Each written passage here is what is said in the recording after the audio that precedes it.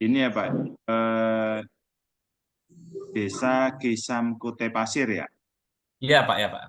Nah, jadi gini, kalau permasalahannya itu di kan setelah Bapak kan tadi sampaikan udah 100% ya. Iya Udah Pak. 100% untuk Iya. mengetahui itu ada salah apa enggak di submit verifikasi. Oh ternyata skor aktivitas posyandunya yang ada Iya, iya Pak, ya masalah. Pak. Iya Pak. Nah, Oke. iya Pak. Berarti yang diminta Bapak cek di dalam SOP di situ menyampaikan bahwasanya posyandu, kita cek posyandu. Posyandu ini yang menjadi penilaian adalah jumlah posyandu dibagi dengan aktivitas. Pertanyaan saya adalah jumlah posyandu di desa Bapak ada berapa? Ada satu Pak. Ada satu. Satu ya, Iya, dipegang itu iya, satu. iya. Terus jumlah posyandu yang melaksanakan kegiatan pelayanan sebulan sekali nih Pak, berapa posyandu? Satu. Oh ya, ini empat nih Pak ya. Ya betul betul ya satu ya. Berapa Pak? Sekarang posyandunya satu atau empat? Satu Pak. Oke, satu ya. Ya, siap, Berarti siap satu Pak. ini satu Pak. Ya, Cuma itu aja Pak. Udah, silakan udah. disimpan. Jadi Bapak pelajari SOP-nya, maksud Ya. dari eh, masing-masing skor itu berkaitan dengan mana saja. Terus Bapak submit, udah. Oh,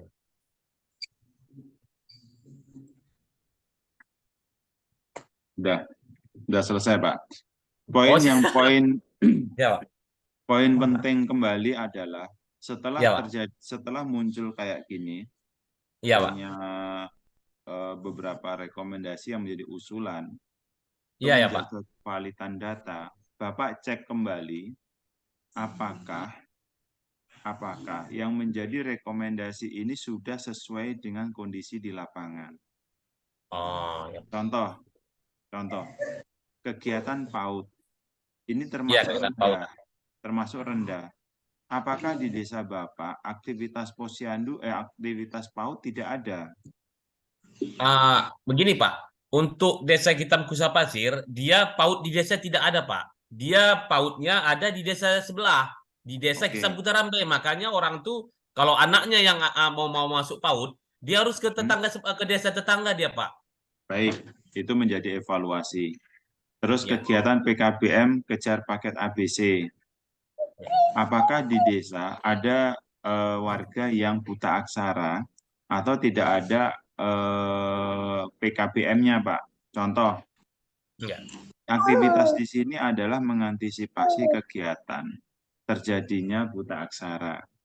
Contoh, apakah di desa dampingan Bapak ini eh, aktivitas kayak pembelajaran ngaji atau pembelajaran untuk kalau di Aceh mungkin untuk ngajinya untuk mengajinya udah bagus Udah ya. tinggi Pak.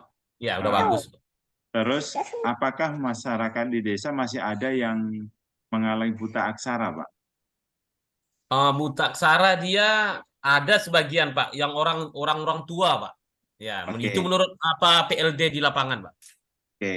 Kalau seperti itu berarti desa, apakah di sana ada sejenis kayak kursus untuk pembelajaran membaca ada nggak?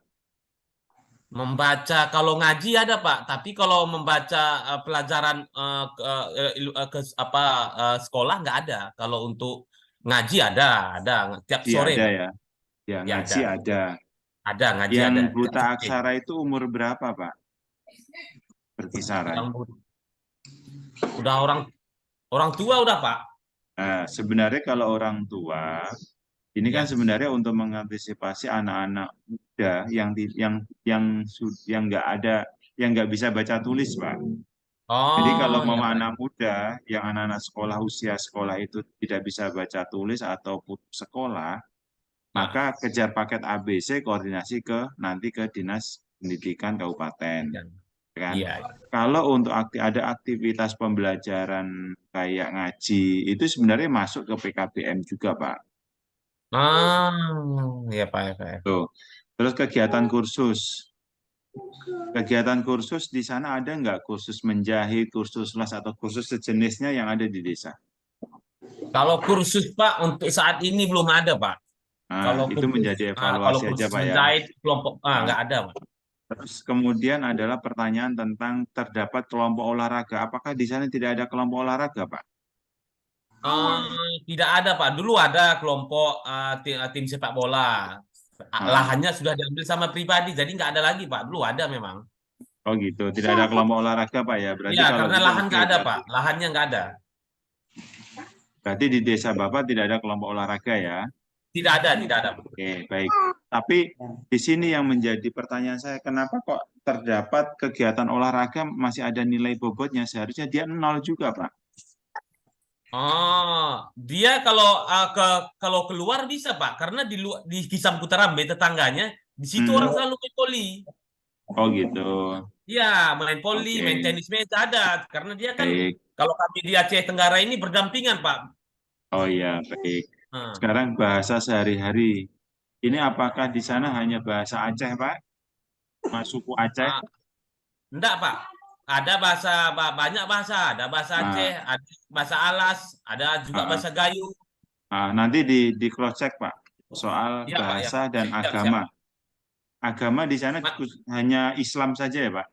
Islam nggak ada agama lain Pak. Kalau Oh di iya. desa Pak ya, kalau tetangga Ah, ada juga non Muslim, ya, tapi kalau di ya. desa tuh 100% Muslim Pak. Oke, baik, nggak masalah. Itu jadi pada saat setelah selesai kayak gini, Bapak Ibu lakukan cross check kayak ini. Akses internet ada nggak di sana? Oh Itu. ada, Terus ada, jadi ada. jadi kalau yang kayak gini nih, Pak, yang Yang minus merah lah terdapat Pak ya, yang angka merah tuh ya. itu Ya. dipastikan karena apa?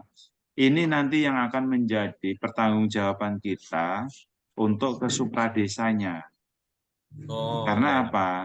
Contoh terdapat kantor pos atau layanan logistik. Ada nggak layanan logistik di desa? Desa. Terus Di desa tersedia nggak ada lembaga. Pak. Logistik kami kantor pos dia di kota cuman di apa di kota maksudnya di jantung kota situ cuman kantor posnya kalau dari kami. Kalau di Iya, kecamatan nggak ada kantor posnya Pak. pertanyaannya adalah logistik atau kantor pos memberikan layanan ke desa tersebut tidak? Ada Pak. Nah, kalau ada, seharusnya masuk, Pak. Masuk. Jadi pada Oh prinsipnya iya, adalah siap. yang memberikan aktivitas pelayanan inilah yang menjadi evaluasi dalam tingkatan pelayanan baik pendidikan, ekonominya maupun kesehatan itu menjadi evaluasi. Jadi IDM di sini adalah sebagai cross check, Pak. Bukan Oh, sebagai tujuan akhir adalah status bukan. Tetapi oh, poin yang harus kita ambil adalah dengan adanya identifikasi IDM ini memberikan cross check kepada desa maupun kepada supradesa mana yang belum atau masuk di dalam kriteria indeks desa membangun. Tujuannya apa? Memberikan evaluasi. Oh, ternyata dari hasil identifikasi evaluasi saat ini masih ada beberapa poin yang menjadi perhatian. Contoh yang tadi yang saya sampaikan. Oh, ternyata ini. Apakah ini benar-benar di lapangan masih belum ada, layanannya belum terfasilitasi? Kalau memang belum, oke. Itulah tugasnya perbaikan selanjutnya di tahun 2023 ini. Itu, Pak. oh, Tujuannya iya. itu. Tujuannya adalah evaluasi perkembangan status desa menjadi lebih baik. Karena apa? Adanya dana desa, adanya pendampingan, di sini tugasnya adalah untuk melengkapi layanan-layanan yang ada di desa. Dan supradesa, kenapa tadi saya tekankan, kenapa yang kurang-kurang ini menjadi perhatian? Tujuannya itu tadi, supradesa melakukan intervensi tepat sasaran kepada desa yang memang benar-benar realitasnya hasil identifikasi belum terpenuhi. Gitu Pak, tujuan dari pemutakhiran data ini. Jadi bukan hanya berhenti di status, oh saya tertinggal, saya tertinggal, bukan. Bukan, Oh, bukan. iya. Ada Berarti tidak berpengaruh dengan anggaran dia, Pak, ya? anggaran berpengaruh, Pak. Berpengaruh Karena nggak ya? apa? Makanya Bapak cek dulu Ya, regulasi tentang PMK 201 itu ya. IDM sejauh mana evaluasinya dan tujuannya untuk apa, pelajari dulu supaya Bapak bisa menyampaikan informasi-informasi ini kepada desa dampingan. Banyak desa yang salah persepsi, dia hanya taunya naik dan turun dana desa. Tetapi mereka tidak tahu persis penyebabnya naik turunnya apa. Maka kita sebagai pendamping, Bapak Ibu, itu harus memberikan pemahaman kepada desa atau kepada pemerintah daerah. Naik turunnya dana desa itu dipengaruhi bukan hanya dari data IDM, Pak. Oh, Dari datanya kependudukan, dari datanya luas wilayah, penduduk miskin, indeks kesulitan geografis, terus perkembangan status desa. Ini menjadi evaluasi. Jadi tidak hanya satu-satunya data IDM saja. Jadi tolong pelajari kembali PMK 201 dan urai alokasi dasar, alokasi formula, alokasi afirmasi, dan alokasi kinerja. Alokasi afirmasi tujuannya apa sih? Tujuannya adalah untuk mendorong peningkatan status desa atau kemandirian desa dan menekan angka kemiskinan. Tetapi pemerintah desa itu menjadi suatu kebanggaan karena desa itu yang dipahami adalah dana desa naik, dana desa turun. Kalau iya. turun dia sedih, kalau naik dia senang. Iya, Tetapi iya, dia Pak. tidak. Kalau kalau desa mendapatkan alokasi afirmasi, dia sebenarnya memiliki tupoksi, memiliki tugas adalah dana afirmasi itu diperuntukkan untuk pengentasan kemiskinan sama mandirian desa. Itu Pak, itu yang harus kita memberikan pemahaman kepada desa.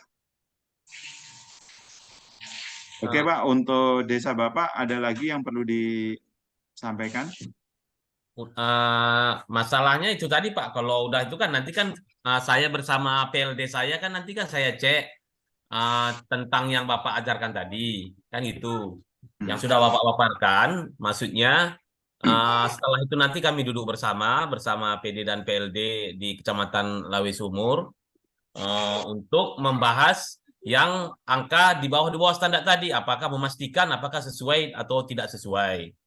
Jadi kalau masalah itu tadi Pak, nanti insya Allah secepatnya kami akan menindaklanjutinya Pak. Sebelum kami submit dan mengunggah berita acaranya Pak. Baik, baik Pak. Ya, Saya perlu sampaikan Pak, poin yang tadi saya sampaikan di awal. Bapak harus mengetahui skema ini. iya, Skema perhitungan dana desa di tahun 2023. Tadi saya sampaikan. Naik turunnya dana desa itu dibentuk dari skema-skema ini, Pak. oh ya Pak. Ya, Pak. Yang pertama, kalau di dalam kertas kerja dana desa Bapak, dari datanya Dukcapil umpama nih, jumlah penduduknya adalah kurang dari 500. Kurang dari 500. Iya. Ya, kurang dari 500. Itu datanya Dukcapil. Tapi realitasnya, kalau mau datanya Dukcapil kurang dari 500, berarti terima dan alokasi dasarnya 477. Sedangkan Hmm, realitasnya di lapangan, jumlah penduduk di desa dampingan Bapak lebih dari 1.500 umpama. Berarti Bapak ya. Bapak rugi dong. Seharusnya Bapak Rugi, bisa rugi Pak. mendapatkan 602 juta. 4 juta. Solusinya Ya. adalah, minta kepada Dinas Dukcapil untuk memberikan layanan ke desa dampingan Bapak. Hmm, Supaya apa? Dilakukan rekam EKTP. Karena data ini berdasarkan dari data EKTP. Seperti itu, Pak. ya. Terus yang dialokasi formula, pembentuknya dari jumlah penduduk miskin, luas wilayah, sama IKG-nya.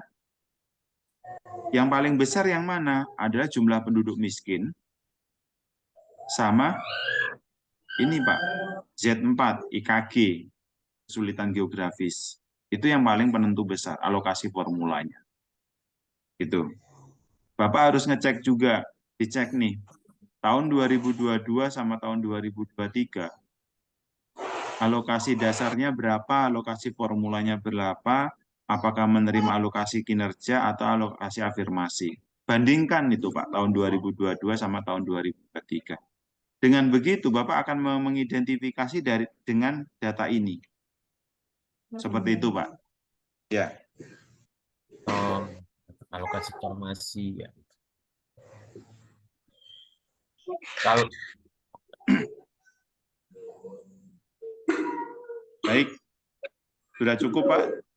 ya, terima kasih Pak atas petunjuknya untuk pagi ini, Pak. Udah repot-repot ke Aceh Tenggara untuk. Baik.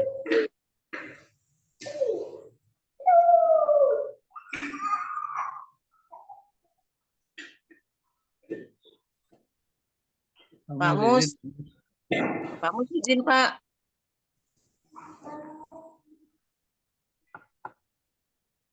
Pak Mus Uraka. Halo, Ya, Pak Bu. Mus. Silakan, Bu. Pak Mus izin. Oke, terima kasih Pak Mus. Pertanyaannya gini, terkadang sering banyak kendala atau kejadian yang di khususnya Aceh Tenggara ya Pak. Dia antara seperti tadi udah Bapak sampaikan kalau Dukcapil ya, terkadang ada perbedaan di Dukcapil itu jumlah penduduknya katakanlah misalnya 600. Sedangkan di lapangan ketika kawan-kawan PLD kita langsung survei itu berbeda Pak. Lebih besar yang ada di lapangan katakanlah dia 750. Nah, ketika kawan-kawan sudah melakukan penginputan di kuesioner kita berdasarkan lapangan. Ya kan gitu. Nah, jadi sudah kita konfirmasi misalnya ke Dukcapilnya jumlah penduduk itu tetap mereka nanti dari pusat baik dari mana data itu masih memakai yang di Dukcapil, Pak.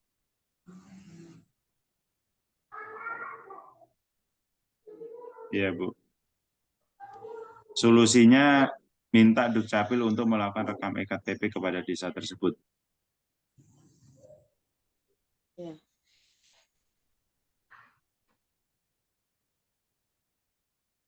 Satu lagi Pak, masalah luas wilayah juga sering terjadi seperti itu Pak. Antara statistik dengan di lapangan itu tidak sama luas wilayahnya.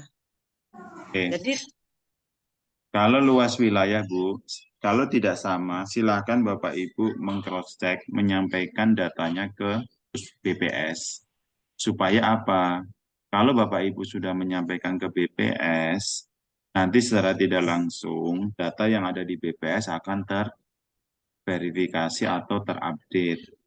Sehingga apa? Pada saat BPS menyampaikan data ini kepada Kementerian Keuangan, itu sudah sesuai dengan hasil penyampaian Ibu Bapak yang tadi klarifikasi ke BPS. Namun, yang perlu dilengkapi adalah mendapatkan nominal Mama nih, mendapatkan nominal sekian luasannya, itu harus Bapak Ibu punya dasar. Ya, dilengkapin dulu dasar-dasarnya, setelah itu baru disampaikan kepada BPS. Bisa saja BPS juga salah juga bisa, Bo. Karena BPS tidak melakukan pemetaan secara langsung. Yang data yang lebih valid itu adalah coba cek dari hasil pemetaan oleh BPN atau dari perhitungan pajak. Kalau pajak itu kan yang termiliki oleh masyarakat. Fasilitas umumnya yang tidak bisa terdeteksi. Makanya apa? Minta bantuan ke BPN juga bisa, Bu, supaya mengetahui luas wilayah desa tersebut. Makanya apa? Program pemerintah adalah untuk membuat batas desa. Tujuannya adalah untuk mengetahui atau memastikan luas wilayah desa itu benar-benar sesuai dengan hasil pemetaan. Itu, Bu. Ya, jadi Bapak Ibu, itu solusi yang bisa kami sampaikan untuk berbicara tentang luas wilayah.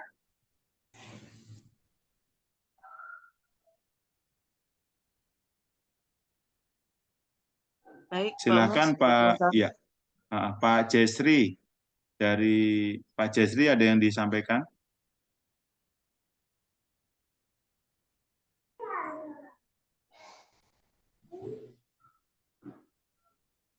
Pak Chandra, silakan. Baik, Pak Mus. Ini Ya, Pak.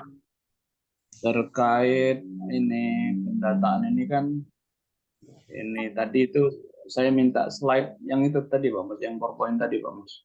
Karena banyak memang desa itu bertahan. Sementara kalau kita ngelihat secara langsung, dia harusnya naik dari desa maju jadi mandiri. Karena Baik. di desa itu sudah lengkap semua. Mungkin minta tolong terkait dengan ini tadi di-share aja Pak, yang slide ini PowerPoint tadi Pak. Baik. Nah terkait dengan ini Pak, pertanyaan kuesioner yang perbankan Pak. Apakah sama prinsipnya dengan penjelasan yang kantor pos tadi? Karena di desa itu kan jarang sekali ada yang bangun Ya. gedung ya Pak. Mungkin pertanyaan ini udah berulang. Kebetulan saya baru dulu pernah Pak Mus itu menyampaikan yang ada Brilimbun dianggap Ya. sudah ada. Tapi pertanyaannya bangunan kalau nggak salah Pak. Pertanyaan di kuesioner itu bangunan. Sehingga Iya. perlu dipertegas lagi yang dimaksud dengan perbankan itu Pak. Termasuk yang Baik. DPR juga itu. Itu Pak, Baik. mungkin Pak, sebentar. Iya. Terima kasih. Memang kondisi di tahun 2016 itu menekankan untuk sarana prasarananya. Tapi hasil evaluasinya tidak mungkin satu desa itu satu perbankan, nggak mungkin satu. Makanya, namun yang perlu menjadi garis besar adalah layanan. Karena kita itu sebenarnya dituntut oleh bangunan atau layanan. Selama layanan itu masuk kepada bisa terfasilitasi oleh desa, maka itu bisa menjadi penilaian atau evaluasi. Contoh, ada BRI keliling. BRI keliling itu tidak punya bangunan, tetapi BRI keliling memberikan layanan kepada masyarakat desa tersebut untuk memberikan suatu fasilitas transaksi, ya kan, baik nabung atau narik atau itu tujuannya apa? Tujuannya adalah memudahkan aksesibilitas. Zaman 2016 sama zaman saat ini sudah berbeda paradigma yang harus kita pahamin. Kenapa seperti itu Bapak Ibu? Karena tuntutan masyarakat adalah layanan. Layanan. Tahun 2016 atau sekarang tidak ada transportasi online, tidak ada e-commerce. E-commerce belum begitu membumi. Terjadinya COVID, akhirnya e-commerce sudah bisa menjadi perwakilan keberadaan layanan logistik. Itu Pak yang menjadi poin yang harus menjadi titik berat. Itu Pak. Sama kayak tenaga kesehatan. Tenaga kesehatan tidak mengharuskan tenaga kesehatan harus ada di desa, tapi layanannya yang ada di desa. Memberikan layanan kepada desa. Itu poinnya.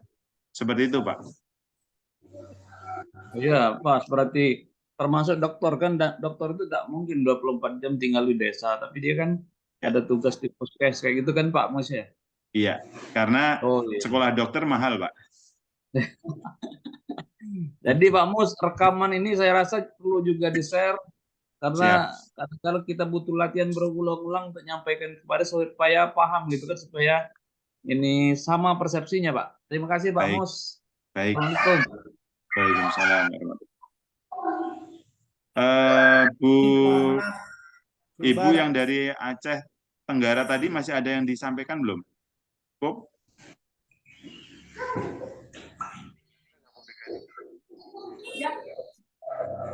Ada. Ini Pak Manap Sumbar. Oh silakan. Oke baik. Sama dengan kasus tadi Pak Manap itu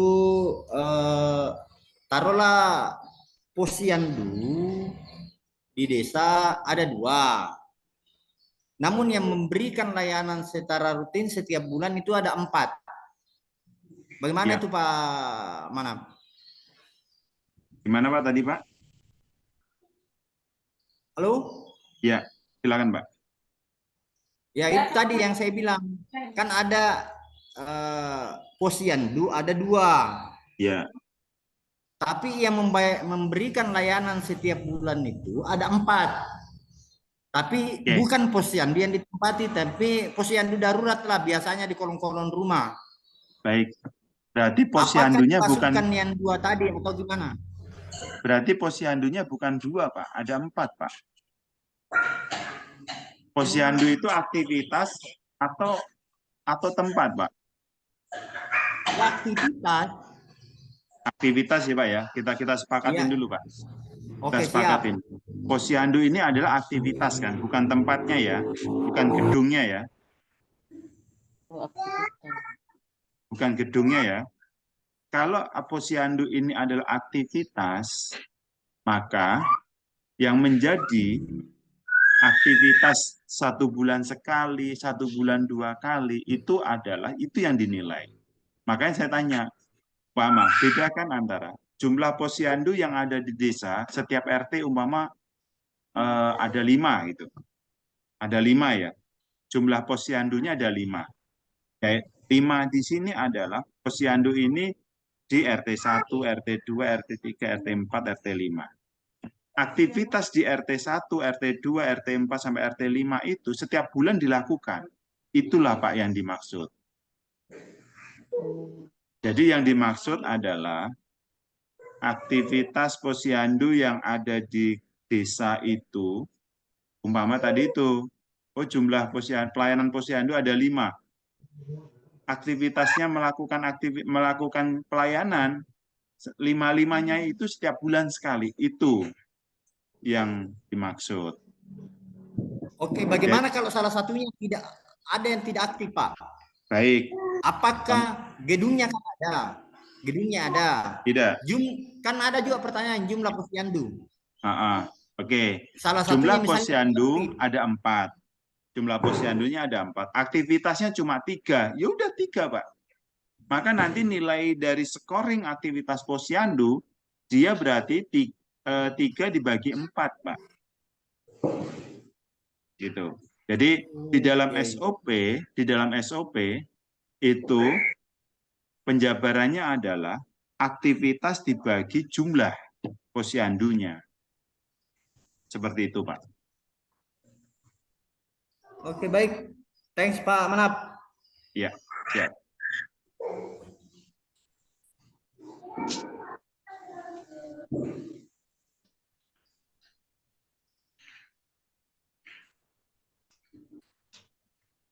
Ada tambahan lagi? Kita tentukan dulu, kita identifikasi maksud dari pertanyaan itu apa. Kalau yang ditanyakan adalah rumah sakit di desa. Kalau rumah sakit di desa mewajibkan rumah sakit itu berada di desa. Tuh. Kalau pertanyaan kedua adalah jarak rumah sakit terdekat. Oh, ternyata tadi di rumah sakit tadi bukan ada di desa tersebut. Oke, berarti jawabannya tidak. Tetapi jawaban yang kedua adalah jarak rumah sakit terdekat. Berarti berarti jarak desa ke rumah sakit terdekat berapa? Itu di luar desa. Luar desa. Kelompokkan layanan fasilitas kesehatan sesuai dengan yang ada. Jadi kalau umpama dia puskesmas 24 jam, terus kemudian Bapak tidak bisa memasukkan itu masuk ke rumah sakit, bukan. Jangan. Jadi sesuai dengan peruntukannya yang menjadi pertanyaan. Itu aja, Pak. Terus untuk layanan stunting yang menjadi masuk di dalam evaluasinya adalah aktivitas layanan di tahun 2022. Tahun 2022, yaitu bulan Januari sampai Desember. Template stunting di tahun 2023 ini adalah merangkum atau mengumpulkan datanya tahun 2022 dimasukkan di dalam template 2023. Template 2023 ini bukan operasional ya Pak Ibu. template stunting ini bukan operasional, tetapi merekam 1 tahun aktivitas yang sudah dilakukan untuk konvergensi stunting. Itu Pak, maksud dan tujuannya.